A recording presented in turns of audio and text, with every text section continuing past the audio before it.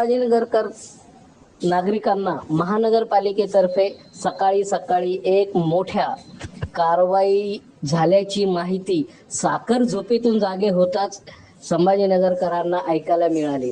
निदा खान प्रकरणी एमआयएम पक्षाचे महानगरपालिकेतील नगरसेवक मतीन पटेल यांच्या घर व कार्यालयावर छत्रपती संभाजीनगर महानगरपालिकेने बुलडोझर चालून जमीन उद्ध्वस्त केले।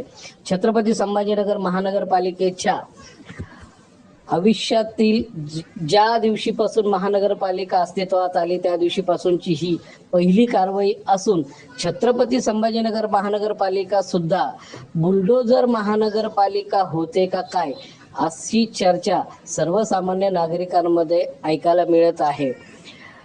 2 दिवसापूर्वीच छत्रपती संभाजीनगर महानगरपालिकेचे एमआयएम पक्षाचे विरोधी पक्षनेता यांनी सांगितले होते की महानगरपालिकेला अशी कारवाई करता येऊ शकत नाही, त्यामुळे ही कारवाई टळेल असं वाटत असतानाच छत्रपती संभाजीनगरचे महापौर यांनी विरोधी पक्ष नेत्याला कायदा कळत नसल्याचं सांगून कारवाई होणारच असं सांगितले होते। काल हायकोर्टाने सुद्धा याबाबत एमआयएम पक्षाचे नगरसेवक यांना दिलासा न दिल्यामुळे ही कारवाई आज मोठ्या पोलीस बंदोबस्तामध्ये सकाळी सकाळी करण्यात आली। रात्री 12-12:30च्या दरम्यान एमआयएम पक्षाचे प्रदेश अध्यक्ष माजी खासदार इम्तियाज जलील हे आपल्या समर्थकांसह मोठ्या प्रमाणावर नारेगाव येथे जमा झाले होते।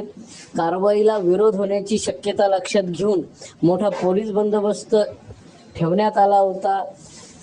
कोणताही अनुचित प्रकार न घडता थोडा बहुत विरोध वगळता कारवाई शांततेत पार पडली।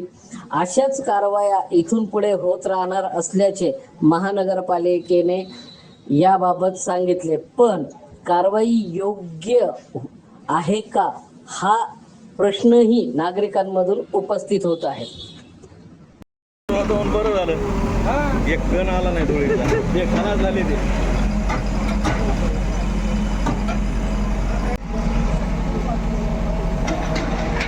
कोणतं लाईव्ह फोटो पाहिजे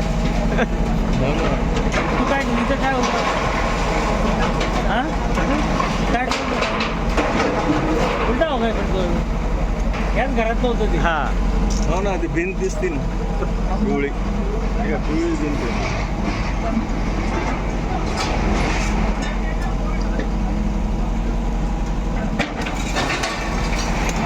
अरे वरून घे रे.